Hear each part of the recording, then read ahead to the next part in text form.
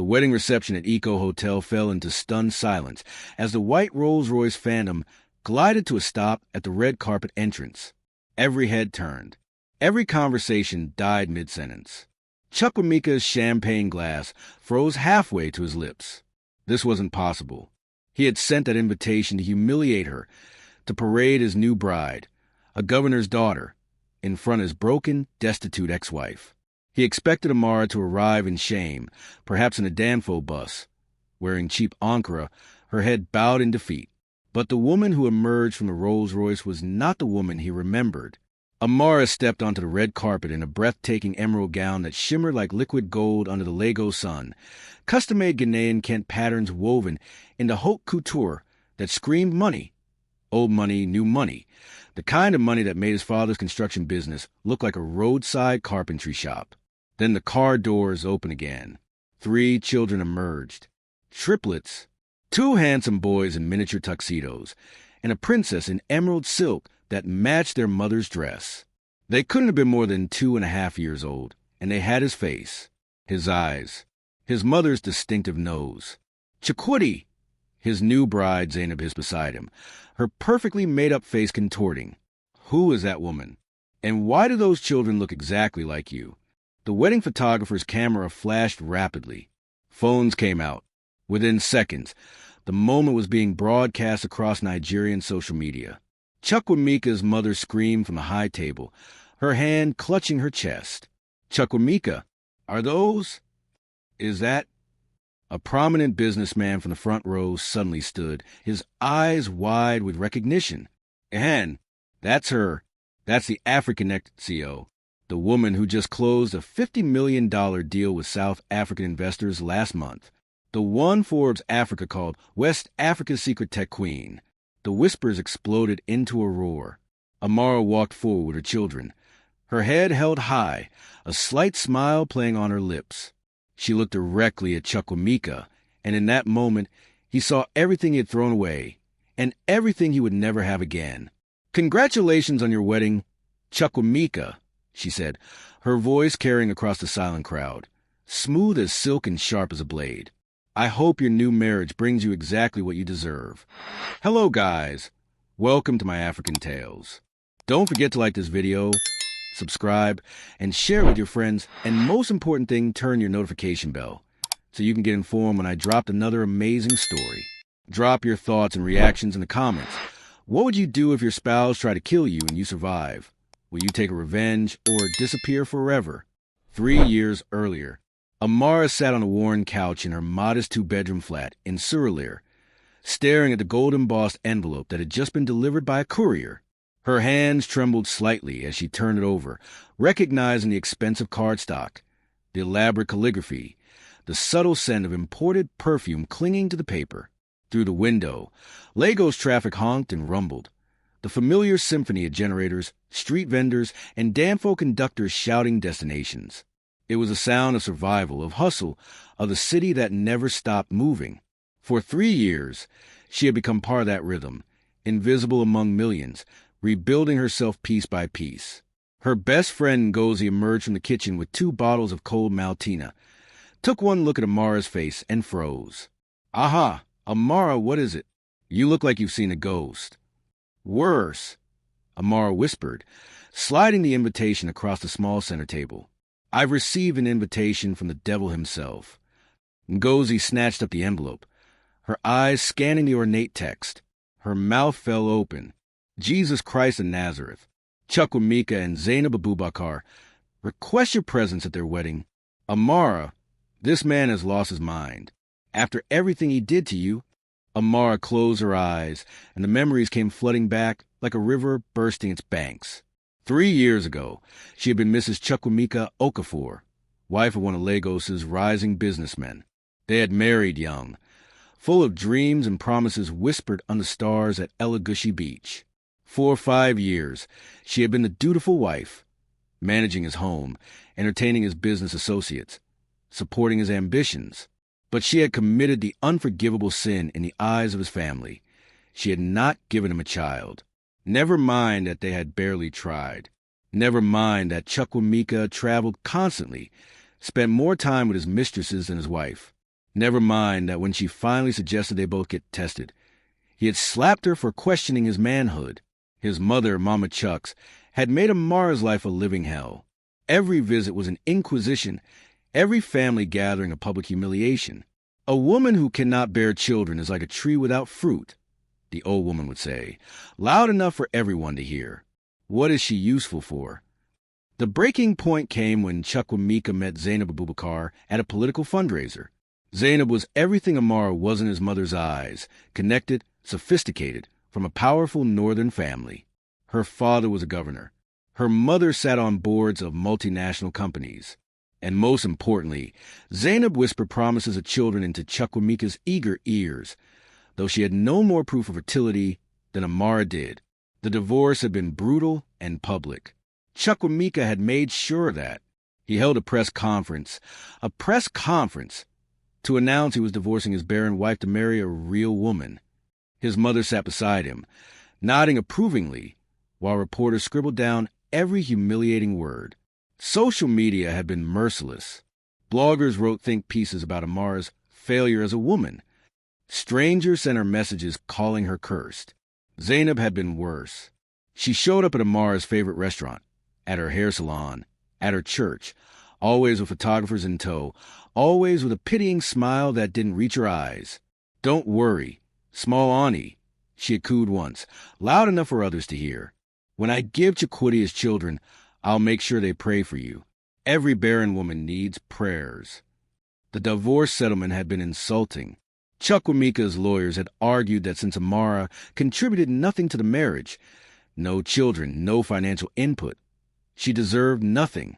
The judge, an old friend of Chukwemeka's father, agreed. Amara walked away with only her personal belongings and her late grandmother's land in Abuja, which everyone considered worthless scrubland. She had left their Lekki mansion with 2 suitcases and a shattered heart, moving into the small flat that Ngozi helped her find. Lagos society, which had once courted her as Mrs. Okafor, now pretended she didn't exist. What none of them knew, what she had discovered 1 week after the divorce papers were signed, was that she was pregnant, 12 weeks pregnant, with triplets. Amara. Ngozi snapped her fingers in front of her face, pulling her back to the present. "Where did you go? Talk to me, Baiko." Amara blinked, focusing on her friend's concerned face. From the bedroom, she could hear her children playing. Chitty, Zena, and Dubum, her 3 miracles, now 2.5 years old and full of life. "He wants to humiliate me," Amara said quietly, her finger tracing the gold border of the invitation. "He thinks I'm still that broken woman who left his house with nothing. He wants me to see him marry Zainab, to watch her walk down the aisle in the life that should have been mine, to rub my face in my failure. Then tear it up," Ngozi said fiercely. "Throw it in the dustbin where it belongs. You owe that man nothing, not your presence, not your tears, nothing." Amara was silent for a long moment, listening to her children's laughter. Then a slow smile spread across her face, the kind of smile that made Ngozi sit back warily. "No," Amara said softly. "I think I'll go." "Have you gone mad? Amara, that man destroyed you, and you want to walk into his wedding like some glutton for punishment." "You don't understand," Amara replied, standing and walking to the window. Outside, Lagos sprawled in all its chaotic glory.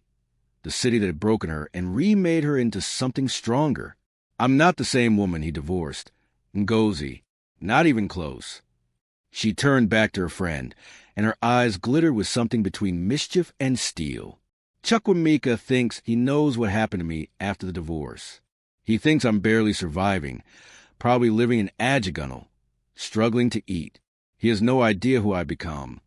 "And who have you become?" Ngozi asked, though she already knew. She had watched the transformation firsthand. "Someone he'll never forget," Amara said simply. "It's time Lagos society met the real Amara Okafor, or should I say, the real CEO of Africanate Technologies." Ngozi's worried expression slowly transformed into a grin. "Ah, Amara, you're planning something wicked."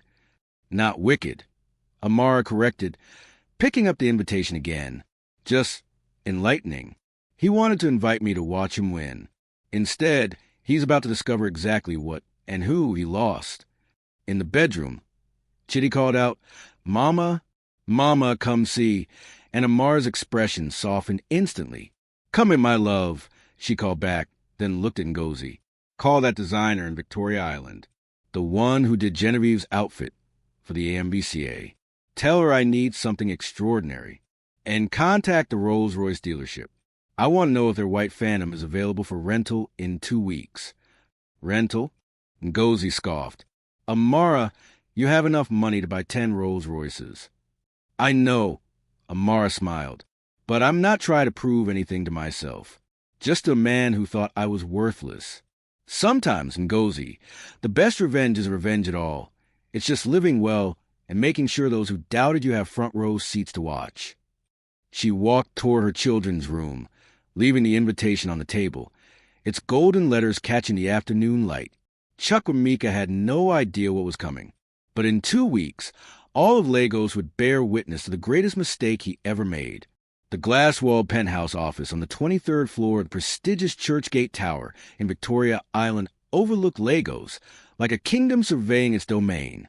Amara stood by the floor-to-ceiling windows, watching the Atlantic Ocean merge with the sky. Her phone pressed her ear. "Yes, Mr. Chun.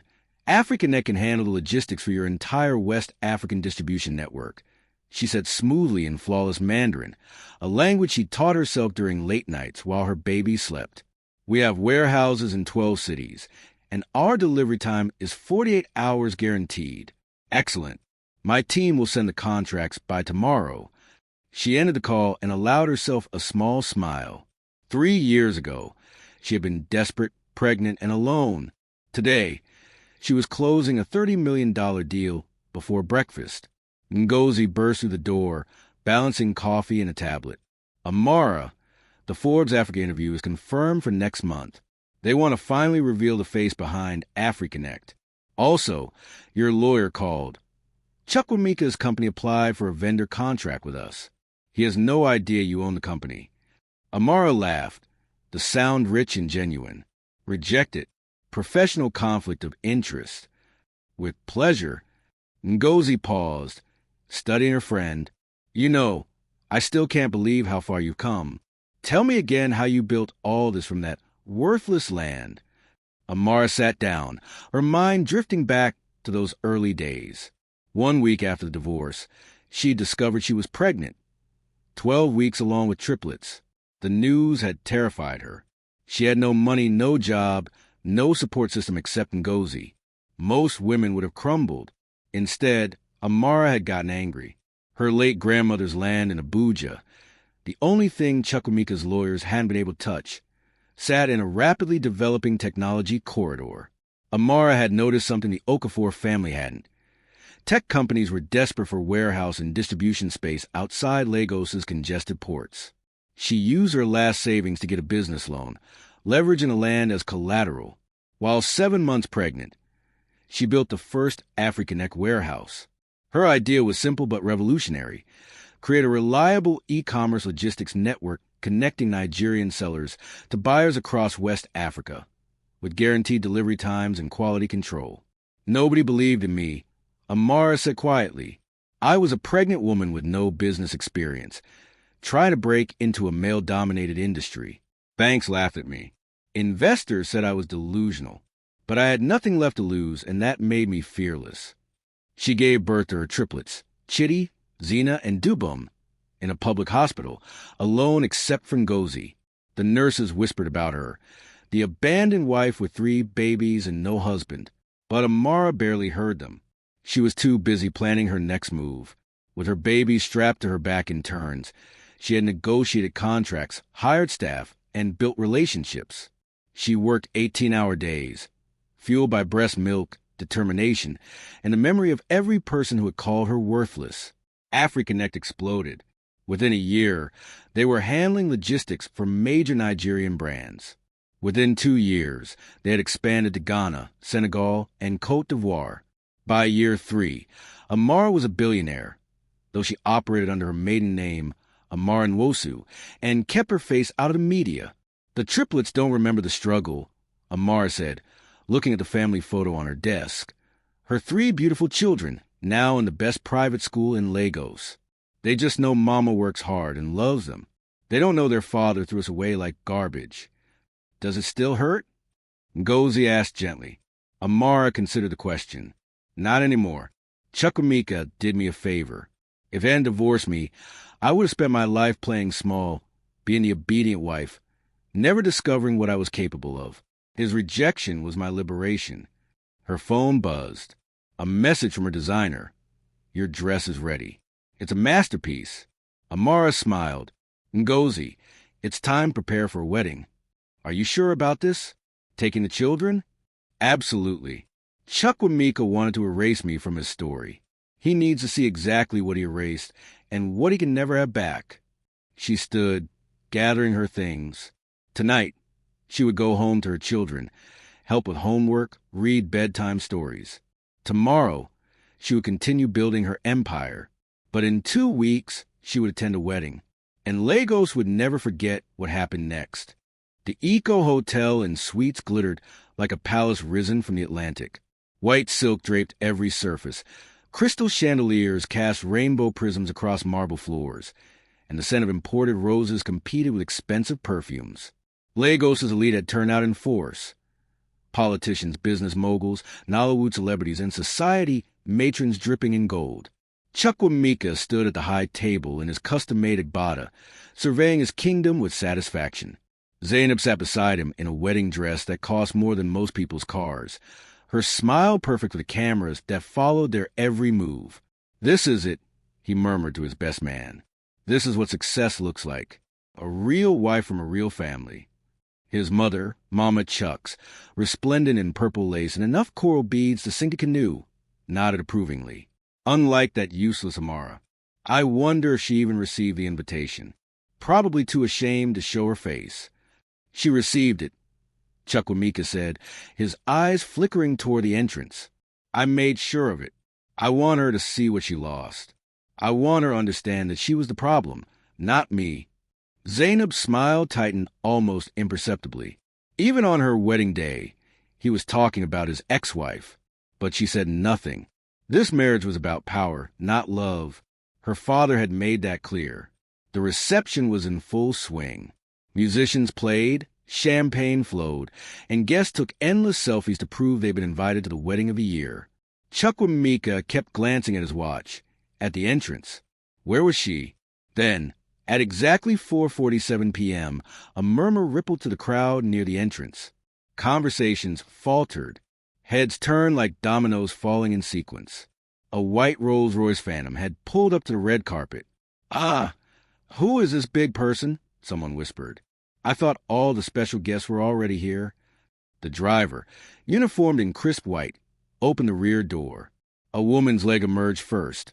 Smooth, elegant, adorned with diamond anklet that caught the sunlight and threw it back like a challenge. Then Amara stepped out. The entire reception seemed to inhale simultaneously. She wore an emerald gown that defied description, a fusion of traditional Ghanaian Kent patterns reimagined in haute couture, with hand-embroidered gold threading that made her look like an African queen from the future. Her natural hair was styled in an elaborate crown of braids woven with gold accessories. Diamonds glittered at her throat, wrists, and ears. Real diamonds, not the costume jewelry she once wore. But it was her face that stopped everyone cold. Amara was glowing, radiant with confidence and success, her skin luminous, her smile serene. This was not a woman who had been broken. This was a woman who had been reforged into something unbreakable. Then the car doors opened again. 3 children emerged, and the gasps became exclamations of shock. 2 boys in identical miniature tuxedos, and a little girl in an emerald dress that matched her mother's. They were beautiful, well-groomed, clearly well cared for, and they had Chukwuemeka's face, his eyes, his mother's distinctive nose, his late father's ears. Chukwudi! Zainab's voice was ice.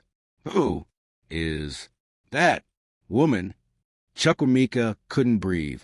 His champagne glass slipped from his nerveless fingers, shattering on the marble floor.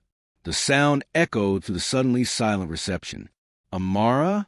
He whispered, but the word came out strangled. At the high table, Mama Chucks rose slowly, her hand clutching her chest, her mouth opening and closing like a fish. Those children. Chief Adebayo, a prominent businessman seated near the front, suddenly jumped to his feet, his eyes wide with recognition. Ah, wait, I know that woman. That's her, the African ex-CEO. What? Several guests spoke at once. Yes, that's Amara Nwosu, the tech billionaire who just made the Forbes Africa list. The woman they call West Africa's secret tech queen. She's been hiding her face from the media, but I met her at the African Union conference last month. The whispers exploded into a roar. Phones came out. Cameras flashed. Instagram live videos started streaming. Within seconds, hashtag Chukwuemeka Wedding was trending across Nigerian Twitter. Amara walked forward with her children, one on each side and Dubum holding her hand. She moved like a queen granting an audience to peasants, her head high, her smile never faltering. The crowd parted before her, like the Red Sea. She stopped directly in front of the high table, looking up at Chukwuemeka with eyes that held no anger, no pain, just cool assessment, as if he were a business proposal she'd already rejected. "Congratulations on your wedding, Chukwuemeka," she said, her voice carrying across the hushed crowd. "And to you, Zainab, I hope your marriage brings you exactly what you both deserve." The emphasis on deserve was subtle but unmistakable. Mama Chucks found her voice shrill with shock. "Those children. Chukwuemeka, those are your children. Look at them." Chitty, the boldest of the triplets, looked up at his mother. "Mama, who is that man?" "No one important, my love," Amara said gently. The crowd erupted. Cameras flashed like lightning. Someone screamed. A society matron fainted. The wedding musicians had stopped playing, their instruments hanging forgotten. Chukwuemeka finally found his voice. "Amara, when did I what?" Amara asked pleasantly. "When did I discover I was pregnant?" "About a week after you divorced me for being barren." "When did I have them?" "Alone in a public hospital, while you were probably celebrating your engagement." "When did I build a billion-naira empire from nothing?" "While you were busy planning this lovely event." Zainab stood abruptly, her face contorted with rage. "This is my wedding. How dare you come here with your bastard children and—" "Careful." Amara's voice dropped to a dangerous whisper. "Call my children names again, and you'll discover that I'm not just rich. I'm connected. Your father, the governor? I donated to his opponent's campaign. I just didn't make it public." Zainab's face went white. Amara turned back to the crowd, her voice returning to its pleasant tone. "Please, don't let me interrupt this beautiful celebration. I just came to pay my respects. And to thank you, Chukwuemeka." "Thank me," he croaked, "for divorcing me. You freed me to become the woman I was always meant to be. If we'd stayed married, I'd have remained small, scared, trying to please people who would never value me. You threw me away, and I landed in a place where I could finally fly."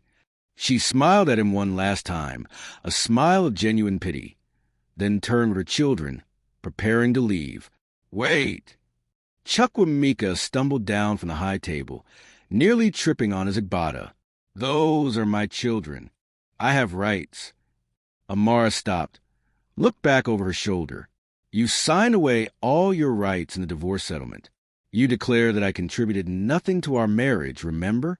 That included the children I was already carrying. My lawyers made sure of it. Those triplets? They're Nwosu, not Okafor. They'll never know you existed unless I choose to tell them." The wedding guests were recording everything. This wasn't just gossip anymore. This was history being made. Chief Adebayo spoke up again.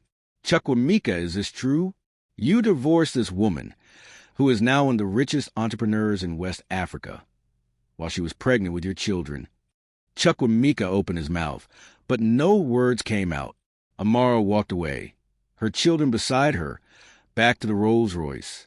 The crowd parted silently, many faces showing respect, others showing shock, a few showing shame. As the car door closed, little Zena's voice drifted back. "Mama, that lady at the table looked angry." "Some people," Amar replied gently, "stay angry their whole lives, but we choose joy instead." The Rolls-Royce pulled away, leaving behind a wedding in ruins and a truth that Lagos would talk about for years.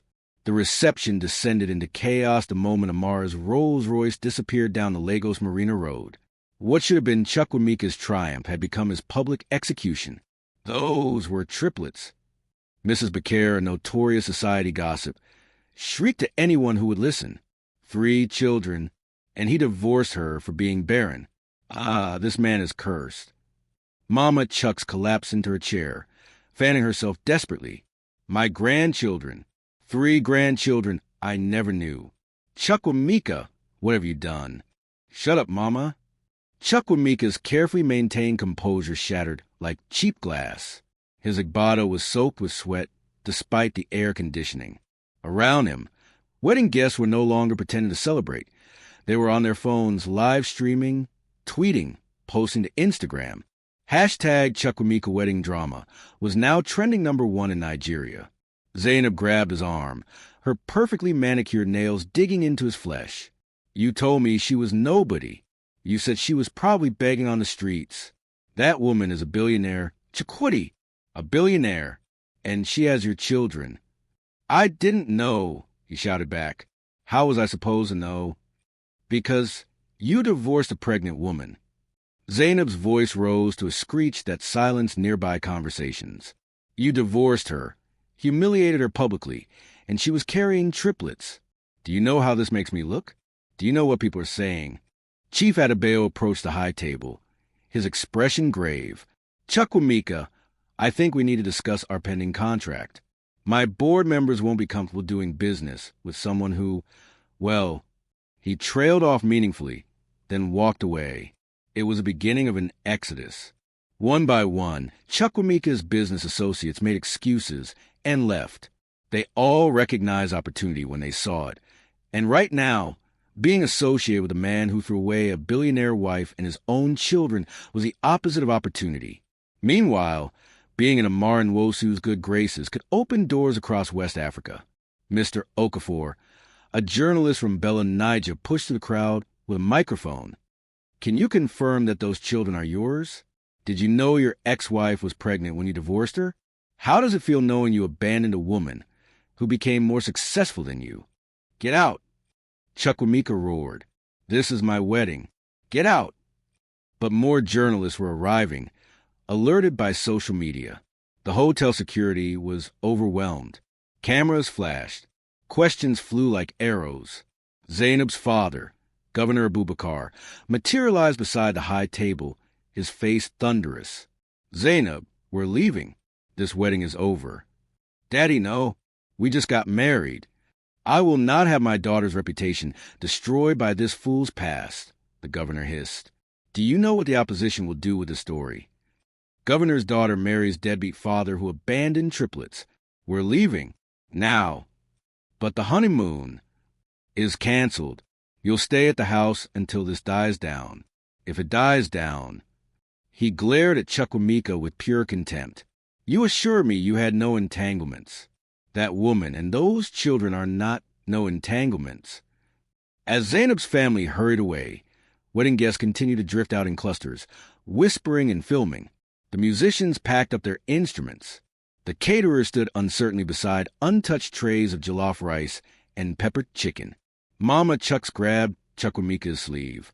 My son, you must get those children back. They're Okafor's. They're your father's legacy. How, Mama? Chukwuemeka laughed bitterly. Didn't you hear her? I signed away all rights. You were there in the lawyer's office, remember? You said Amara deserved nothing because she gave me nothing. Well, congratulations. She gave me 3 children, and now they're nothing to do with me. His mother's face crumpled. But I didn't know if I had known. It doesn't matter now. He looked around at his ruined wedding, the empty seats, the abandoned high table, the photographers capturing every moment of his humiliation. His phone was exploding with notifications, none of them good. Screenshots of Amara's entrance were everywhere. Memes were already being created. Think pieces were being written about karma and divine justice. Meanwhile, his business email was flooding with reconsiderations of partnerships and contracts. People who had begged for his attention last month were now suddenly unavailable. His best man approached cautiously. "Guy, maybe we should just close this thing. People are leaving, and the ones staying are just here for the drama." Chukwuemeka sank into his chair, the expensive Igbata, suddenly feeling like a shroud. 3 years ago, he had stood in front of cameras and announced he was divorcing his barren wife. He had been so confident, so certain that he was upgrading to something better. But Amara hadn't been barren. She'd been pregnant with his children, his heirs, his legacy, and he'd thrown them all away. Worse, she hadn't just survived his rejection. She'd thrived. She'd built an empire that made his construction business look like a child's toy.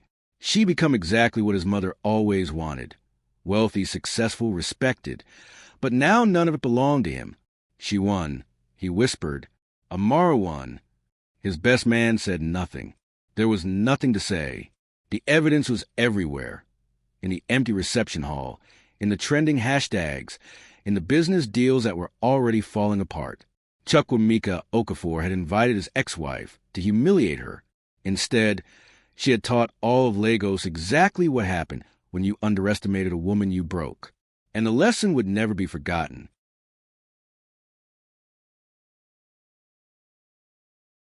One week after the wedding, Amara sat in her office overlooking Lagos, reviewing contract proposals. Her phone had been ringing nonstop with business opportunities, interview requests, and partnership offers. Being outed as the African XEO had its advantages. Ngozi burst in, laughing. "Amara, you need to see this. Chukwuemeka's company just released a statement saying they're undergoing restructuring. 3 of his major investors pulled out. His mother is apparently camped outside your house gates, begging to see the children." Amara sighed. "I told security to turn her away gently but firmly. Those children don't need that confusion in their lives." "And Chukwuemeka? He's been calling." "Block the number. He's also sent lawyers." "Good. Mine are better." Amara leaned back. "Let me make this clear. I'm not keeping his children from him out of spite. I'm protecting them. He had 3 years to be a father. He chose pride and shame instead. Now he only wants them because they represent his legacy and because I'm successful. That's not love. That's ownership." Her assistant knocked. "Ma, you have a visitor. Chief Adebayo." The businessman entered, respectful but direct. "Miss Nwosu, I'll get straight to the point. Africonnect is the future of West African logistics. I'd like to discuss becoming a strategic investor." Amara smiled. This was the 5th such offer this week. "Send your proposal to my team, Chief. We'll review it." After he left, Ngozi shook her head in wonder. 3 years ago, these same people acted like you didn't exist. "That's Lagos," Amara said philosophically. "People respect power and success. Now I have both. But I didn't do this for their respect. Ngozi, I did it for myself and my children." Her phone buzzed with notification. A news alert. Single mothers across Africa celebrate tech mogul's story. She showed us it's possible. That was what mattered. Amara had become a symbol, not of revenge, but of resilience. Women across the continent were tagging her story, sharing their own struggles, celebrating the possibility of transformation. That evening, Amara arrived home to her rented mansion in Banana Island. She bought it 6 months ago, but kept the news quiet. Her triplets ran to meet her, their faces lit with joy. "Mama, Mama, teacher said you're on television." Chitty exclaimed, "Am I?" Amara knelt, pulling them all into a hug. "She said you're a queen," Zena added shyly. "Not a queen, my darling. Just a woman who refused to stay down when life knocked her over." Dubum, the quietest, looked up with serious eyes. "Mama, that man at the wedding. People are saying he's our father." Amara's heart clenched. She'd known this conversation was coming. "He is," she said gently. "But being a father is more than blood. It's about showing up, about love, about being there even when it's hard." He wasn't ready for that. "Will he ever be?" Chitty asked. "I don't know, baby. But here's what I do know. You 3 are loved more than any children in the world. You have me. You have Auntie Ngozi. You have your teachers and your friends." You lack nothing. Except a father, Xena said softly. Amara pulled her close.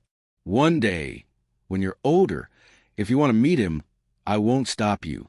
But right now, my job is to protect you and give you the best life possible. Can you trust Mama to do that? 3 small heads nodded against her chest. Later, after bedtime stories and goodnight kisses, Amara stood on her balcony, looking out at Lagos's glittering skyline. Her phone rang. An unknown number. She answered. Amara, please. Chukwuemeka's voice was broken, desperate. I made a mistake. The biggest mistake of my life. Those are my children. You deserve exactly what you gave me. Amara interrupted quietly. Nothing. You took everything when you divorced me, Chukwuemeka. My dignity, my reputation, my security. You paraded your new relationship like I was trash you were happy to throw away. Now you want to waltz back in because it's convenient. They're my blood. They're my children. I carried them alone. I birthed them alone. I fed them, raised them, built a future for them. All while you were celebrating your freedom from your barren wife. You don't get to claim them now like they're property. Amara, I'm begging. Save it. If you truly cared about those children, you'd leave them in peace. But this isn't about them, is it? It's about you. Your reputation. Your legacy. Your ego. She paused. Here's what I'll do. When they're 18, if they want to meet you, I'll tell them the whole truth, the good and the bad, and let them decide. Until then, stay away. Your mother called me barren to my face while I was pregnant with her grandchildren. She will never meet them. Are we clear? Silence. Then quietly, you become hard, Amara. No, Chukwuemeka, I become strong. There's a difference. Goodbye. She blocked the number and stood alone under Lagos stars, feeling not triumphant, but at peace.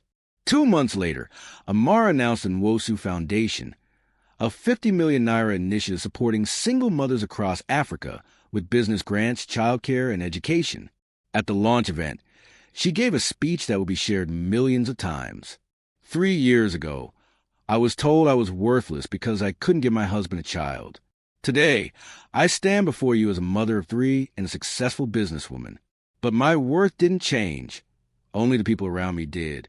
To every woman who has been told she's not enough, you are enough. You have always been enough. And when they finally see it, make sure you're already too far ahead to care. The crowd rose in thunderous applause. Somewhere in Lagos, in a house that felt emptier every day despite his new wife, Chukwuemeka watched the live stream. He watched Amara shine, watched her children wave from the audience, watched her receive standing ovations from the same society that had once scorned her. His mother sat beside him, tears streaming down her face. I destroyed us, she whispered. I chased away the blessing and welcomed the curse. Zainab was in another room, already speaking to divorce lawyers. The marriage had been doomed from the wedding day. Chukwuemeka said nothing. There was nothing left to say. He had gambled everything on pride and lost it all to grace. And Amara? She drove home to her children, to her empire, to her peace. Not because she had destroyed an enemy, but because she had discovered herself. She didn't need revenge. She had something far better. A life so complete that the people who broke her became irrelevant footnotes in a story that was always meant to be extraordinary.